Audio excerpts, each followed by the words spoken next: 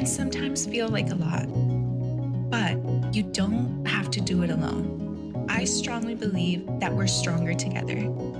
Here, we're going to slow down, have real talks, make sense of things together, and explore ways to intentionally grow the life you want.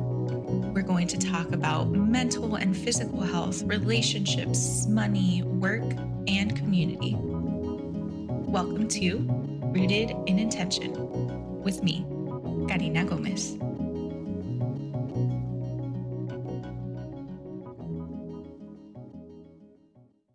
Hi, everyone. Thank you for tuning in to another episode. Today, I'm joined by a special guest, Delia Ruiz, who is a first-gen Latina.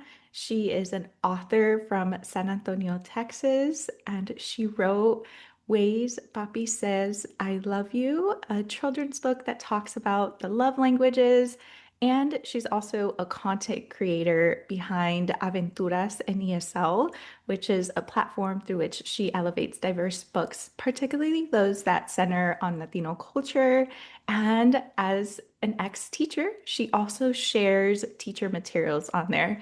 So she's all about inspiring the next generation of writers who come from an immigrant household. And as a Latina myself that also has an immigrant family, I know that it's really hard navigating new spaces, new industries, and kind of just trying to figure things out in the world. So I am delighted to have Delia on today and kind of go a little bit more into her story, and hopefully it inspires some of you all as well.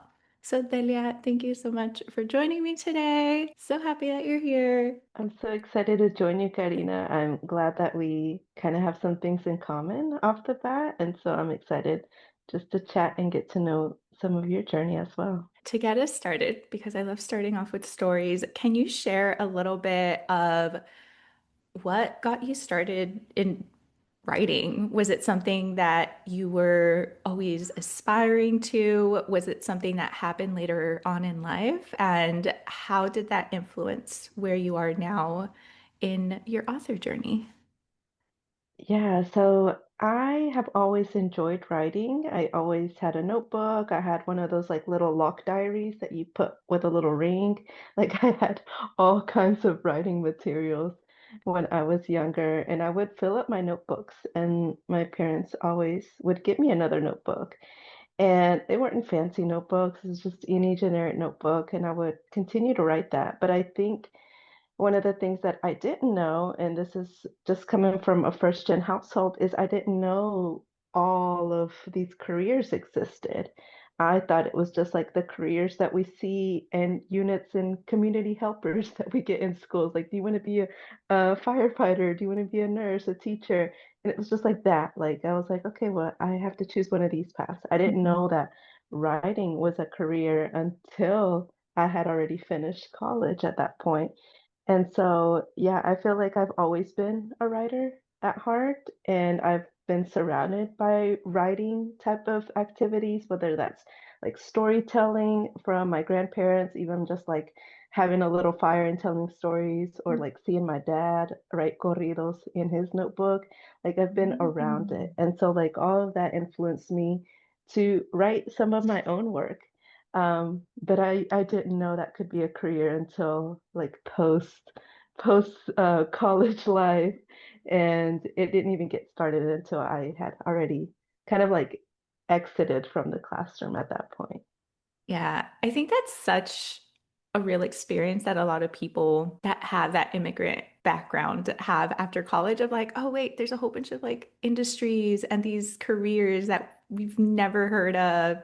And that Yeah. was definitely my experience as well because I went into college being like, I'm gonna do pre-med and I'm gonna be a doctor. And in that journey, I discovered public health because, of course, I was called to the classes that talked about health. And then I was like, wait, there's so many other things that influence our health. And what is this thing that's called public health? And what can I do in this space? And after college, that's kind of all I wanted to do was explore that industry and just know what was out there.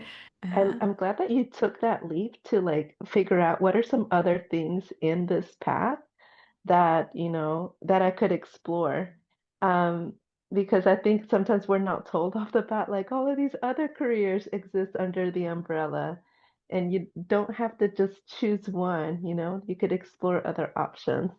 And I don't think I would change my journey, even if I knew like writing could be a career, because there's a lot that you learn throughout to get you where you are today. But you're so right. I think I've connected with so many first gen that we have that similar experience. Like, oh, I didn't know that existed until later on. Yeah. So can you share a little bit of how did you start exploring writing once you realized that this was something that you could do as a job? Yeah, so when I was in the classroom, I used to teach English as a second language, and all of my students were Spanish speakers. All their first language was Spanish from all parts of Latin America, from the Caribbean. And one of the things that I found myself often doing was I was just translating on the spots for read alouds because there weren't enough books in Spanish. Mhm. And the ones that I did find that were translated versions were either written by people that, did not come from that Latino, Latina experience, or there was very few books written by Latino Latinas, but they were either on biographies or like big holidays, and they weren't like everyday life joyous experiences. Mhm. And so that's when I was like, okay, like if we don't see it out there, like how can we create something of our own? Mhm. And I did a lot of like writing workshops with my students back in the day. And ultimately, one thing led to another where I realized like we're behind on reading. How can we Mhm. get us to reading? And we ended up creating this story draft of like clapping out syllables. And I ended up running with that idea and turned it later into a book. Mhm. But initially, it started with that like, I'm not seeing the representation in Mhm. shelves. Like, how do I get about and explore and figure out how to create a book? Mhm. Can you tell me a little bit about the process of creating that first book? Yeah, so I that first book titled Rocky's Bandero Beat is a self-published book. So self-published means you do everything yourself. You have to fund your project, hire an illustrator, create a print run, get it uploaded into the sites, get a formatter, like it's everything. And it was a lot of work and it took a lot of research on how to even get started.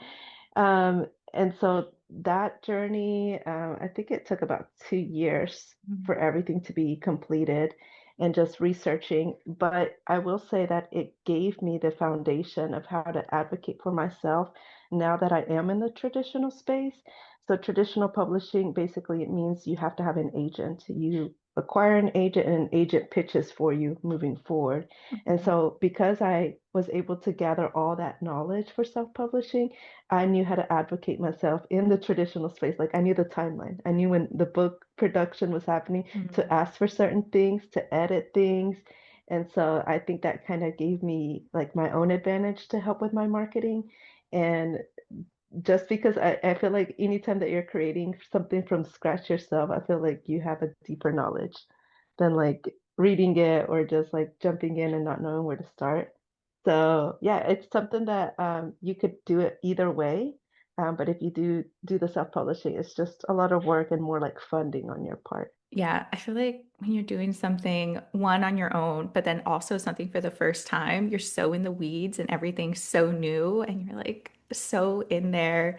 Can you share, now that you've experienced both, what are some of the differences and what's something that might be helpful for people to consider if they want to write a book and get it published?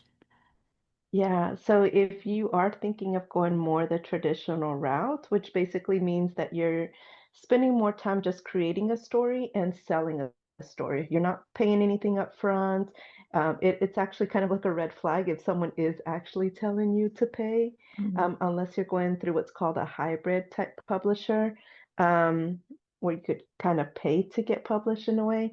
But actual traditional publishing, you do have to pitch yourself through a letter. It's called a query letter to get an agent. And it can take The average is anywhere from 2 to 8 years, the Oh, last time I wow. heard, to just pitch yourself because agents are so backlogged with stories Mm-hmm. and they have to like love your story because you are basically signing agent representation almost for life until your Mm-hmm. agent passes away or they decide they're going to step away from the industry.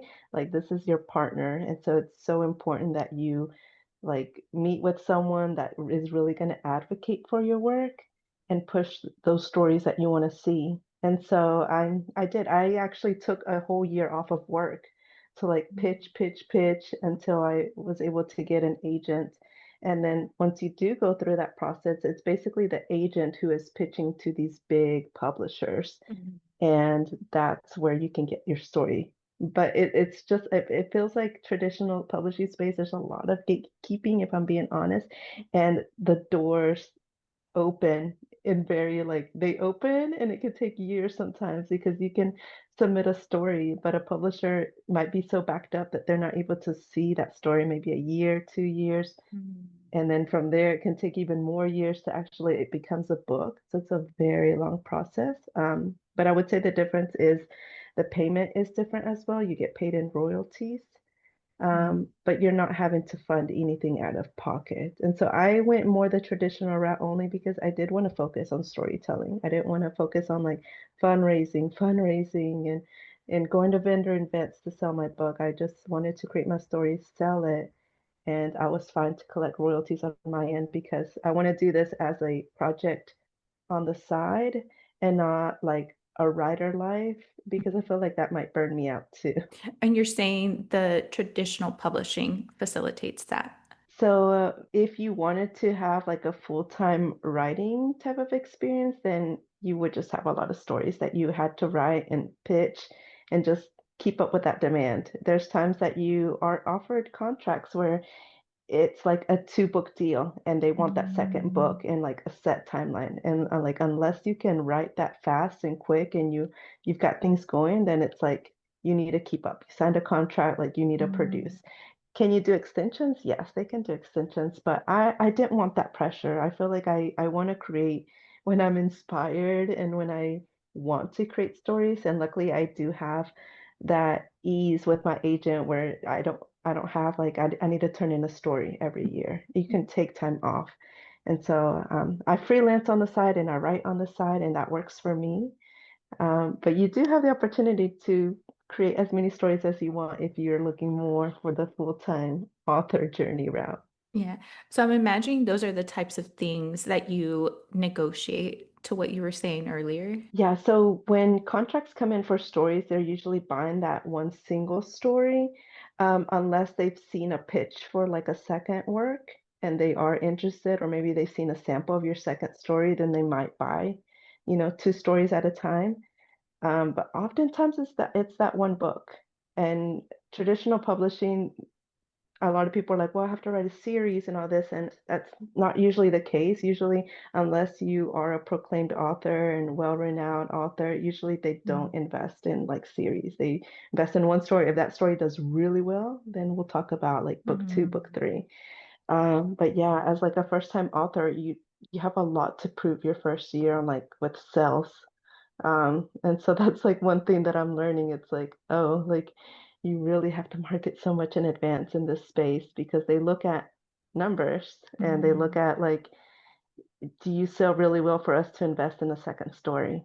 Yeah. And it's at the end of the day, like sometimes that part kind of sucks to see because you're like, yeah, it is a business, you Mhm. know? And so I think that if you ever wanted to create a story that was so special to your heart and you're realizing no one is picking it up, I'm not hearing back from agents, I'm not hearing back from publishers, then I would say try self-publishing. And Mhm. that way we can get that story out there. Are you able to be doing both when you're signed on to an agent? Can you still self-publish some stories, or are you kind of locked in with only releasing things through an agent?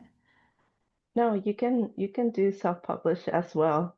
If you self-publish, it's going to be under you, your name. Your agent doesn't have anything that they're Mhm. collecting off of you, anything like that. So yeah, you could always go back and forth. I think that's as a traditional published author, then you have that. But as if self-published author, then you have to go that extra step of like, okay, I want to go in that traditional space. I have to pitch to get an agent and then Mm, pitch to get an editor. mhm, So it's like a mhm. longer route, but it has more open doors. You can get inside greater spaces in the traditional space. Okay.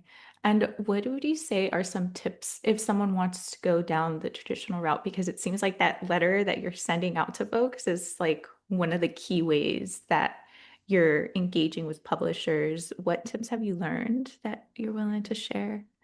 Of course, yeah. So that letter is called a query letter, and you could find examples anywhere online, like example of a query letter. I think I've seen like some just free YouTube videos of like people like teaching how to write a query letter. But I would say a good place to like search for the process is I often use highlightsfoundation.org. They're an Mhm. organization that does writing classes, and I've taken a few classes there on how to write a query letter. And that has been super beneficial because it's like up to date with like the year information and like what editors are wanting to see right now. And so if you're looking for more of like a live class, they're affordable. Like if you do any of the recorded classes, they're pretty affordable, and that would be a great place to start. But a simple search of just searching query letter, you can look at different examples online. But that's basically your cover letter.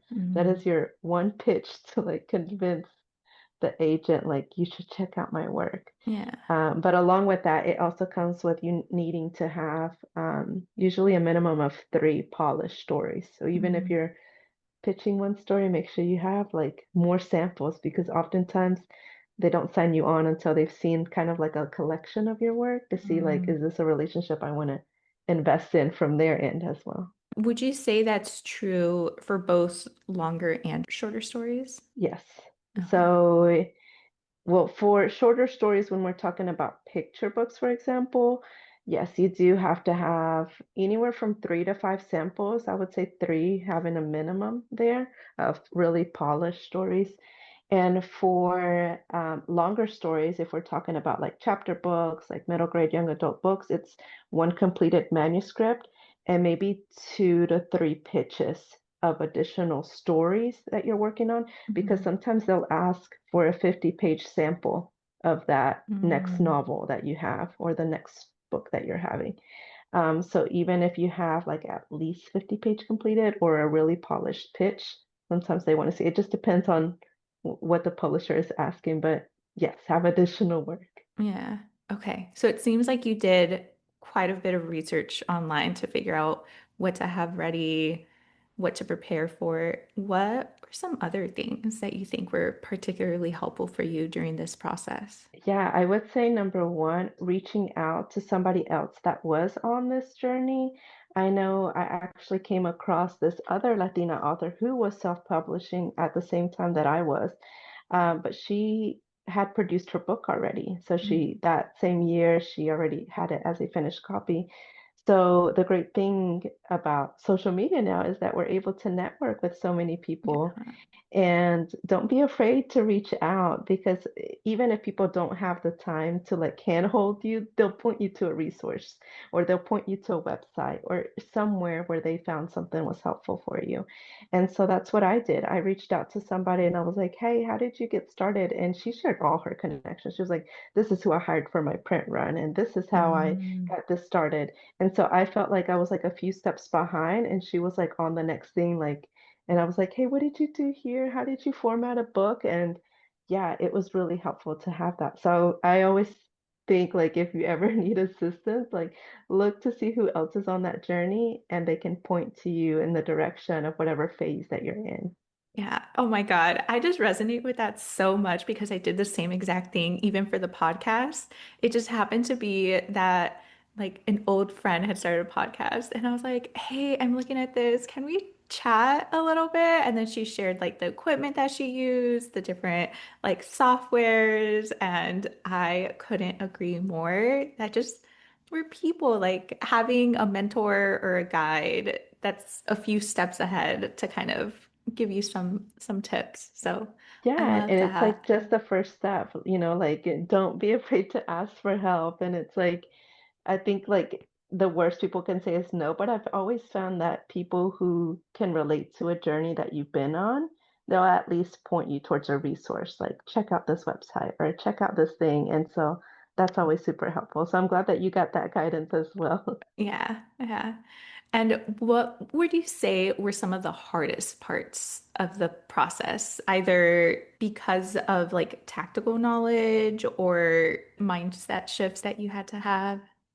Yeah, I think some of the things, at least when I first started the book journey, was that I didn't know that some steps mattered more than others. And I'm kind of Mm. referring to like the power of reviews. Like I didn't know reviews influenced like a book. And apparently like 50 reviews on Amazon like boost the algorithm and it pushes your book out. And I was like, Oh, oh, I didn't even know I had to have that. I was just mhm. like, if anyone has time, leave a review. But I didn't know it was like yeah, we have to get these like in order now. And so there was a lot that I learned in the initial book stage where I was like, oh, you don't really market when the book is out. You market actually like 6 to 8 months in advance. And I Mm. didn't even know the of things of like that I should have been doing ahead of time until the book was out. And I was like, oh, I should have done this way before. And so Yeah, now that I have other books published now, I like use what I've learned and apply it to these future titles. And I have a better timeline, I have a better organization yeah, as I'm releasing new titles.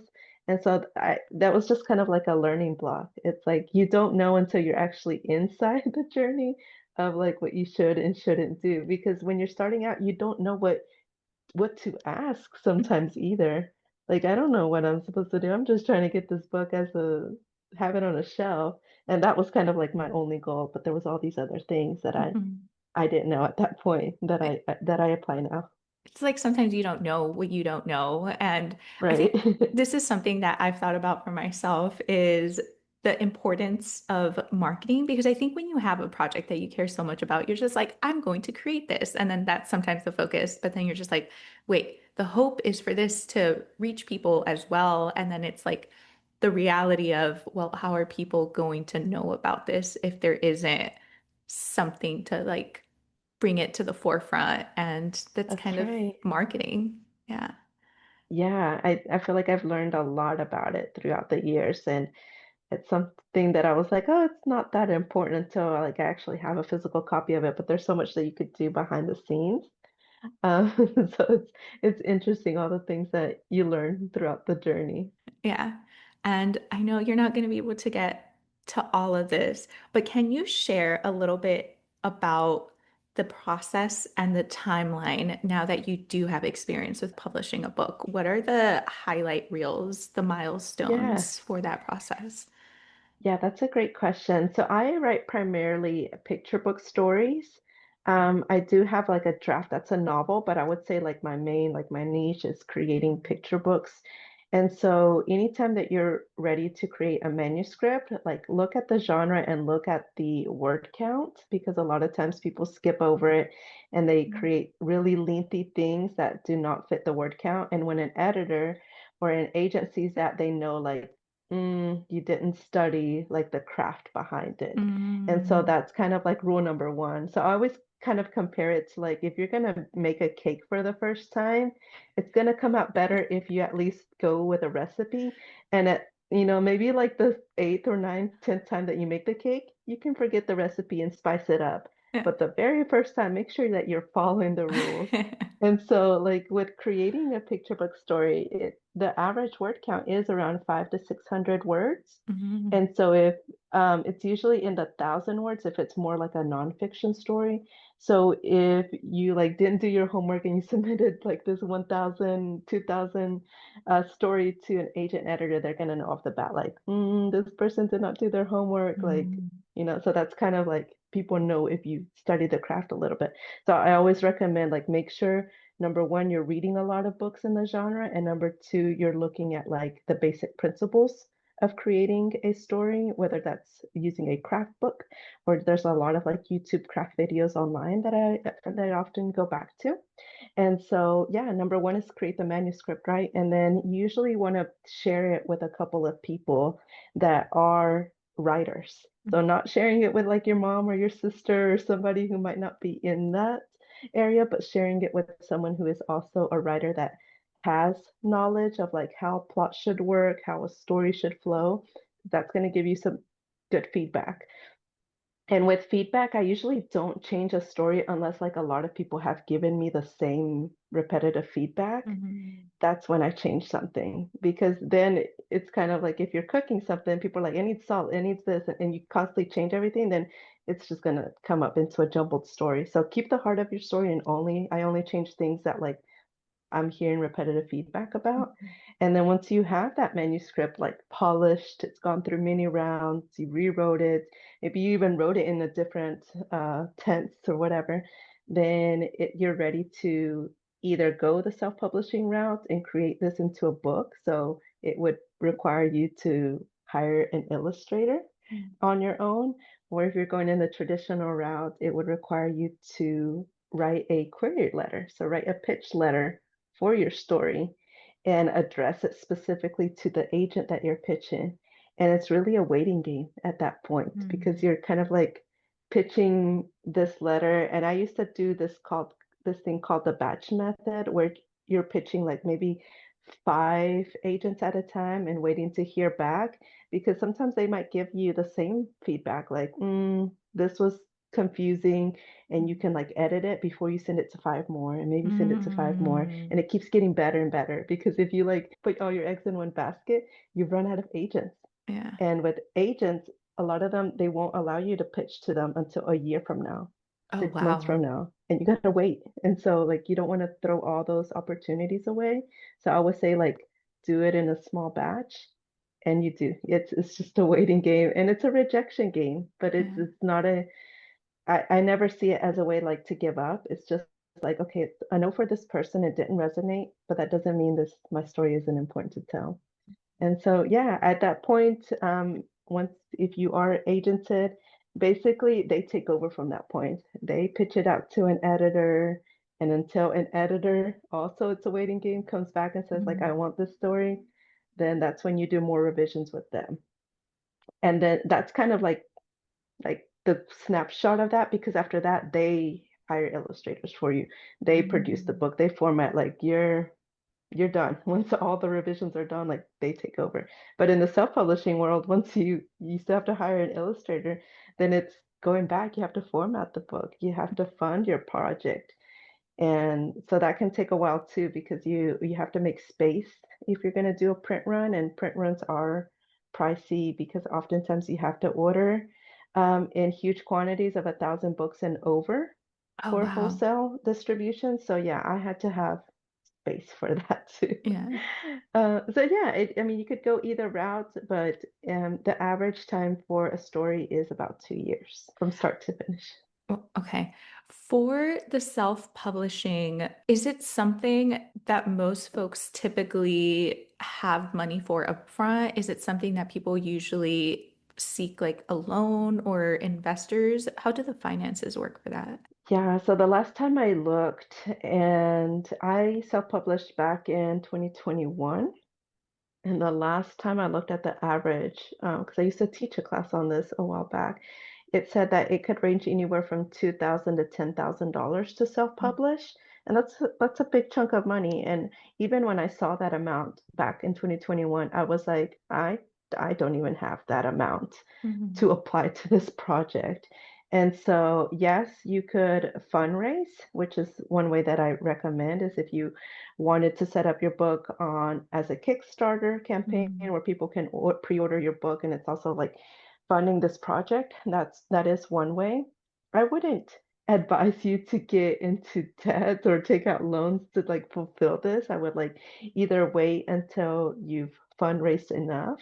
A second way that I've seen a lot of people do it is using like Amazon's KDP. Like you could upload there for free. The only thing that I don't advise people to do it that way is you can't get into bookstores that way. Like bookstores, independent bookstores, they're not ordering from Amazon because Amazon doesn't do like Mhm. wholesale pricing for them. So it just doesn't benefit them. And so that's why it's better that if you fund your own print run and you can get the books like cheaper, and if Mhm. you are participating in vendor events or you're selling these books from home, you have more of a profit. Just because if you do it through Amazon, even like if you order author copies, they're not, I mean, they're discounted, but they're not like super, super discounted.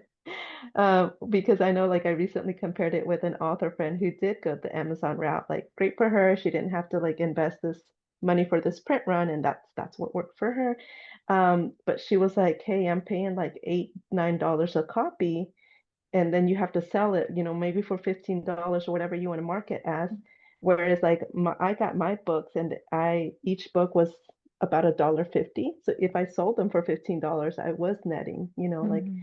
14-ish, 13-ish dollars or so. Whereas she was only netting like maybe five, maybe three, whatever Mhm. she's gonna sell. So it's like you have to see the pros and cons of it, but it is expensive. It does require some fundraising on your end. Yeah, that's a lot of logistics to kind of be figuring out, be navigating. And which one is your preferred route now? Yeah, so my preferred route is definitely traditional, only because number one, I don't have to invest any money up front. I am also a mom, so I have a little one. I don't have as much time to be going to vendor events or to sell from home, because I also work. I work on different things related, not related to writing. And so it's not something that I could keep up with. I Mhm. think that if self-publishing would be really good if I had the time to do maybe more vendor type events and to go do more in-person school visits, all of that.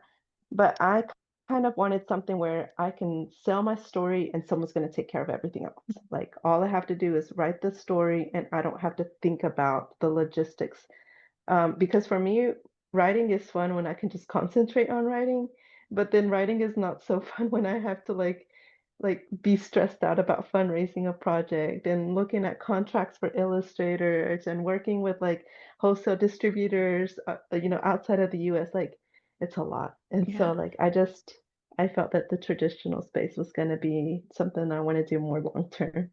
Okay. So for traditional publishing, you have almost no play with the marketing that's happening. You actually have to do all the marketing. So actually in both self-publishing and traditional, you have to market your work.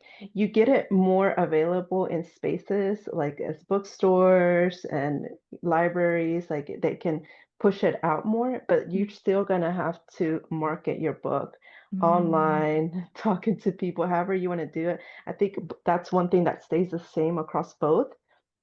I think the people that have been getting great marketing opportunities are either people that are celebrities that are writing books, Mm. or if you can like advocate for yourself and like push your publisher to really like put you in different channels and connections with people, Mm. which is something that I do. I really advocate for my marketing. I like design a whole plan. I pitch it to them. I tell them like these are all the connections that I want to be on. I want to be on this podcast. I want to be on here. And like if they do Oh, that, like they're more likely to put you in those spaces.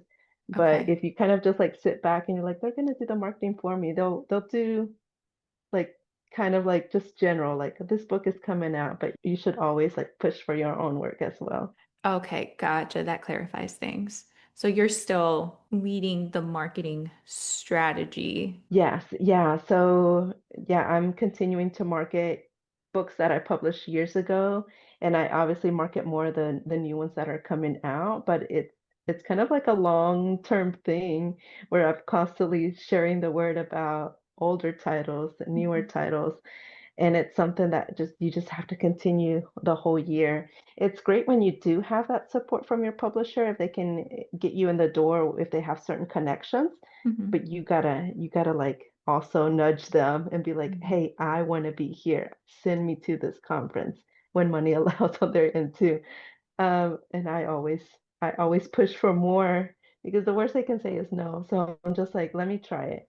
Yeah. and I've had a good experience so far. Yeah. It seems like it. You seem very grounded in the whole process that you've been in, like from doing your research to connecting with folks to, I think even accepting the rejections, you feel like you're just like, oh yeah, they happened, this closed door, but it doesn't resonate with them. I'm gonna go ahead and look over here now.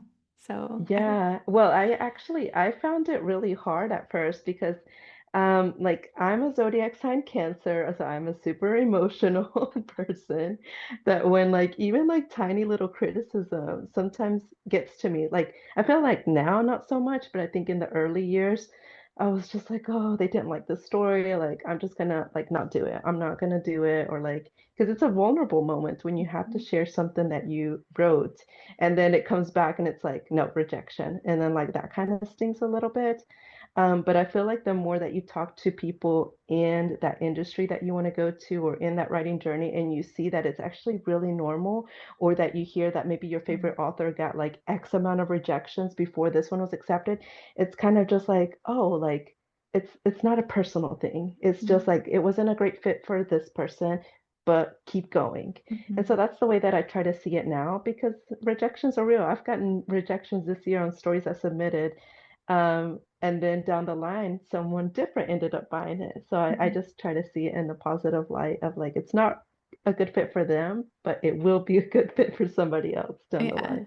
yeah. How did things happen for ways Papi says I love you? First of all, I saw this book. I shared it with you via email, but for people that are listening, I actually saw this book and I was like, I don't have kids right now, but this would be so cute and I would totally buy it for them. And then a few days later, I ended up connecting with Delia and I was like, oh, I don't know. It was just an interesting way that the universe works. So I love that you're here now. Yeah.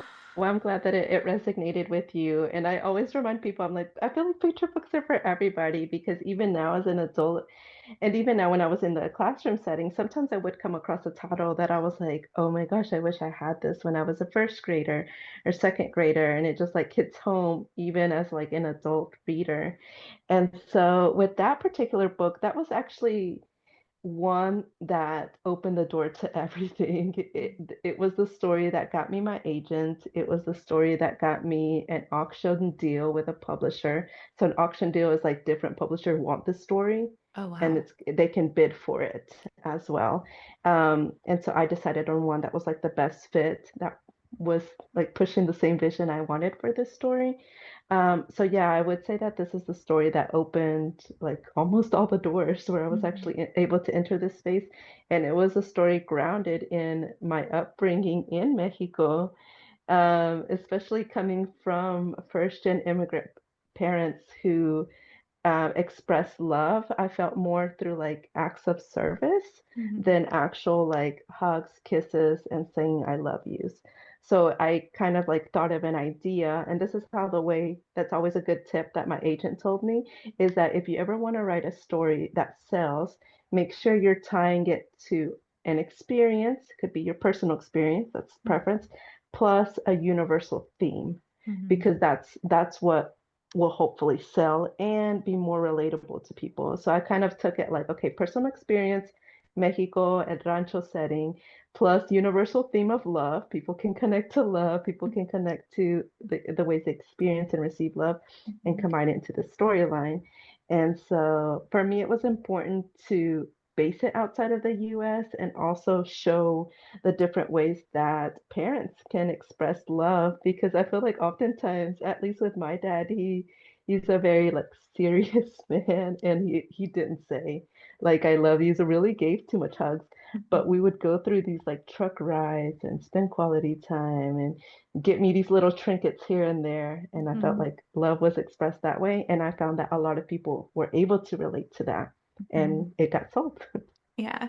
So I'm taking a certification on attachment styles, and it's all about how our childhood created these blueprints for how we see ourselves, but also how we see the world and how to relate to others. And that's kind of what's coming to mind as you're sharing all of this is just realistically looking at like history and culture and what's been normalized influences how our parents show love. And yeah, I feel like I've talked to friends about this as well with just the different ways that our parents showed up. And one of my friends was like, oh yeah, my mom was like always giving me gifts. And my family, there wasn't also like verbal I love yous, but there was all of these other ways that my parents did show up to show that they loved me, or at least that's what I made it me.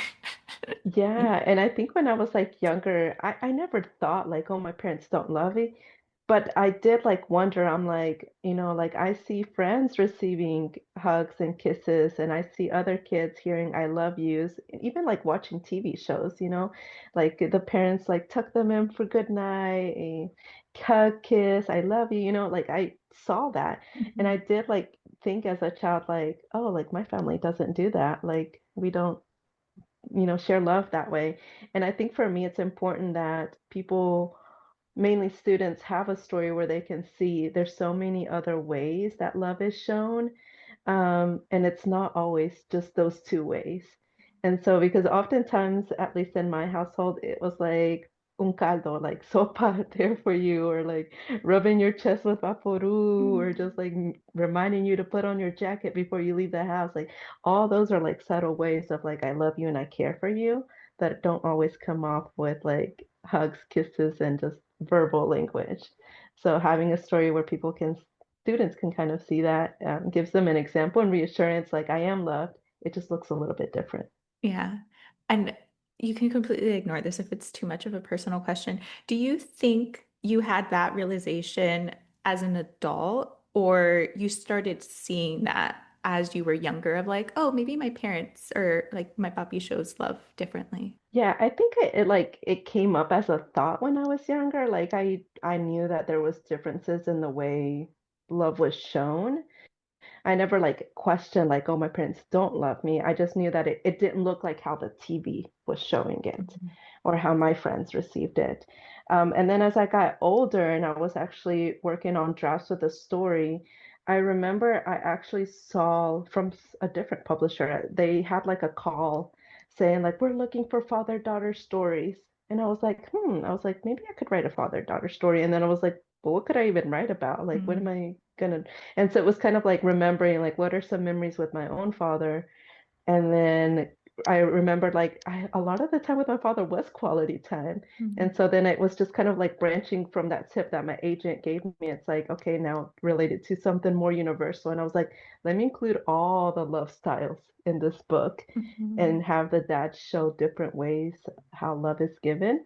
And so that kind of sparked about the creation of that story, from a personal experience, and then tying it back to the rural setting where they come from, and then having like a conversation starters for families on ways to give and receive love, because it is something that can change. It's something that I'm doing different now as a mom to a toddler, where Mhm. I am super like affectionate, like I'm saying the words, I'm giving the hugs, because I want him to grow up around with it, around it, and down the line I'll figure out what style he prefers. Yeah, I actually saw a reel where someone shared their theory around the love languages and sharing how the thing that we appreciate the most is something that we really wanted as a kid. And I, yeah, when I started thinking about the love language, I was like, I feel like that's true. It's like you're craving that thing that you feel like you didn't really have. And I feel like it's beautiful that I think we could do our own inner child healing through like kids as well of like, oh, we could make different choices now and we could show up maybe in a more full way for this new generation. Yeah, that's so true. And I also want to add to that and say, like, just adding the communication piece and just like make sure you are communicating that preferred way, either to your partner or to those around you. And you are also listening, because sometimes, our partners might have different preferences, our own children, even the students that we're around, they all have different preferences of attention and ways that they want affection. And so I'm always like really tuned into that on like, okay, am I communicating the kind of love I want to receive, but am I also listening and making sure I'm giving love in the way the people around me want to receive. And I think it's even more special when we do that because then it feels like even more, especially the people who love receiving gifts, like they'll feel like, oh my gosh, you got me a gift. But the Mhm. people who love receiving quality time and you're asking them, hey, you want to go hang out? Like that feels even more special because you know and you recognize the language that they prefer. Mhm. It's like it shows one that you're listening, and then two that you're being very intentional of like, oh, I heard you, and I'm going to honor what you shared with me. Yeah, yeah, and it's beautiful when it can do that. I feel like because I'm actually a quality, no, not quality, acts of service person. Mm. So if I come home to a clean kitchen, like you have mopped, like you've made my day. Like I don't need gifts or any of the other stuff. You're like, So I'm it yours just feels extra forever. And special. then your husband's like, we are already married. We already said that.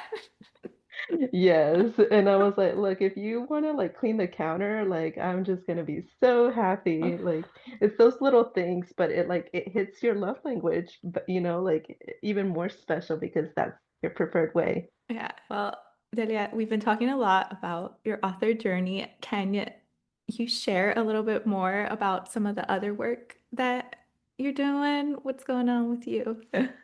Yeah, thank you for asking. So my latest work, it's Ways Papi Says I Love You. That's the one that's coming out in 2026. So we're almost there around the corner.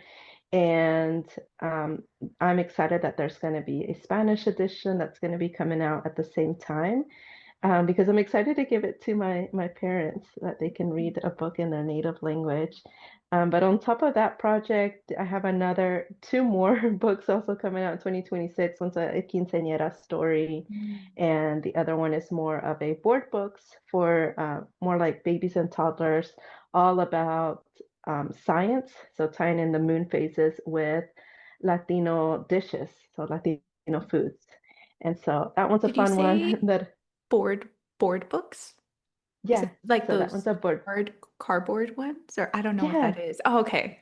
yeah, you're right. Yeah, so it's Okay. kind of like those thicker, like cardboard pages books, made for like little hands, so babies and toddlers. Mm. And so, yeah, that one's going to be a fun food one tied with science at the same time, where little ones can learn the phases of the moon with like fun dishes. And then in 2027, I have two more books out. So I am continuing to just write because deals can take so long and publication takes so long from start to finish. And so I am hoping to continue to write on the side and share stories that are authentic, that are related to journeys that others can relate to, and as always, advocating for Spanish editions because Yeah. those are so needed. Yeah. You have a lot going on all the way through 2027. That's so exciting. And can you share how people can follow you, connect with you, work with you? How can they stay in touch? Yeah, yeah. So my website is aventurasenesl.com, and that's also my social handle across all platforms. So at Aventuras and ESL. And yeah, I'm happy to connect with anyone. If there's ever anything that I can do and offer a resource or offer like a starting place, please reach out because I was offered that at one point and I would love to give back as well. Oh, that's beautiful. Okay. Well, thank you, folks. I will include those in the show notes as well, so you could continue to connect with Delia. And one last question before we wrap up. Is there anything else you want to share with folks that I didn't ask you? Yeah, so I would just say that if you're ever looking to step into the publishing space, I just want to invite people just to come and join us.